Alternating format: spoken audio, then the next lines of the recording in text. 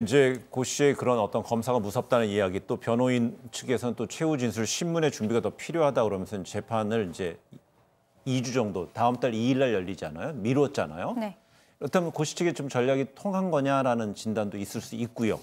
또한 그러면서도 또 재판 초반에 이 진술을 거부하면서도 범죄 상황에 대해서는 좀 상세하게 얘기하겠다는데, 먼저 어떤 고유정, 그다음에 또 변호인 측의 이런 어떤 재판부에 대한 입장 표명이 그들의 어떤 좀 초반부터 좀 도모했던 방향이라고 볼 수 있을까요?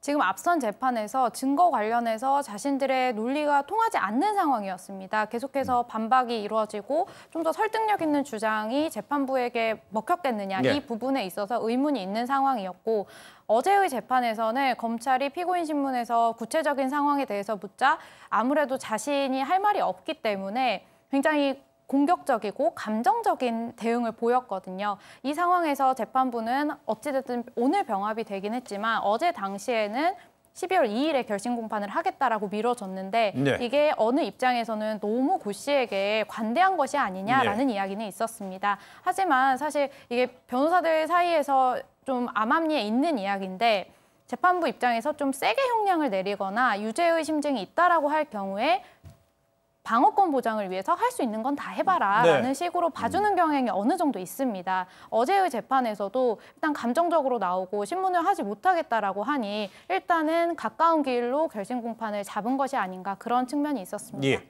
좀 전에 말씀드린 대로 초반에 진술을 이제 거부하다가도 범죄 상황에 대해서는 상세하게 얘기했고, 그러면서 또한 이제 전 남편 사체를 얻다가 유기했느냐는 데는 또 처음으로 입을 열었는데 또 약간 경찰한테 책임을 돌리는, 전가하는 듯한 또 상황까지도 이어졌어요. 네, 그렇습니다. 그러니까 큰 틀에서 보게 되면 유리한 것에 대해서는 답변을 하고 불리한 것에 대해서는 남 탓을 하는 전략을 쓴 것 같습니다. 왜냐하면 고유정이 그리고 있는 큰 그림은 내가 성적인 추행을 막기 위해서 우발적으로 이렇게 방어하는 형태로 살해라고 하는 원치 않은 결과가 생기게 됐다고 하는 점이죠.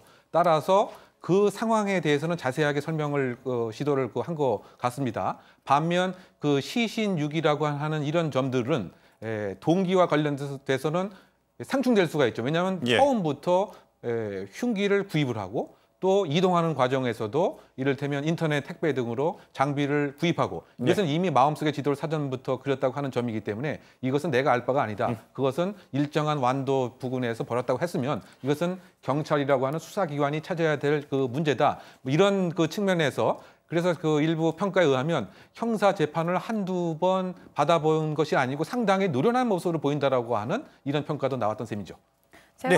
제가 볼 때는 이게 어느 정도 자충수가 될 수도 있는 부분이, 병합이 되었을 때 양형 기준상 2명 이상을 살해했다라고 하면 중형이 내려질 수 있는 상황일 수도 있습니다. 그런데 지금 병합해서 심리를 하기를 원했고 재판 지연 전략을 통한 것이 과연 본인에게 유리한 상황이었는지는 좀 생각을 해봐야 될 부분이라고 봅니다. 알겠습니다.